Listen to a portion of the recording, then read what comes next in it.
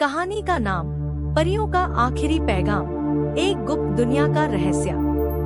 कहानी। रात का समय था। चारों तरफ सन्नाटा पसरा हुआ था। बस चांदनी अपनी हल्की रोशनी बिखेर रही थी।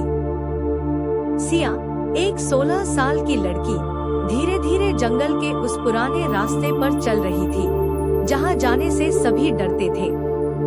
उसकी आंखों में थोड़ी सी जिज्ञासा थी और दिल में हल्का सा डर।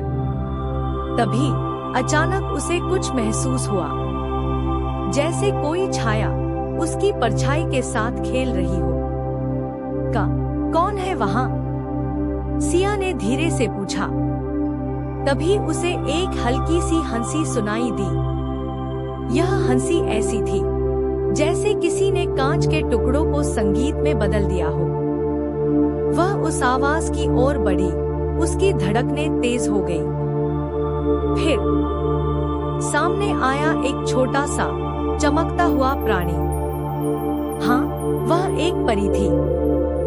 मैं तुम्हारा इंतजार कर रही थी, परी ने मुस्कुराते हुए कहा। सिया की आंखें बड़ी हो गईं। उसे यकीन ही नहीं हो रहा था। तुम सच में परी हो?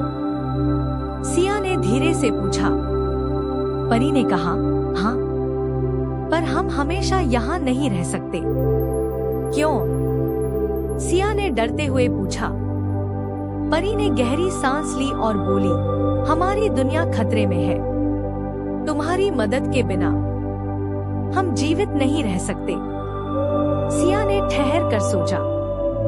उसके सामने एक बहुत बड़ा निर्णय था। उसे या तो उस जादुई दुनिया की मदद करनी थी या उस परियों के रहस्य को छोड़ देना था। आखिरकार सिया ने हिम्मत जुटाई। उसने परी का हाथ थाम लिया और कहा, चलो, मैं तुम्हारे साथ हूँ। उस रात सिया और परी ने एक ऐसा सफर तय किया जिसने उसकी जिंदगी बदल दी। कहानी यही खत्म नहीं होती।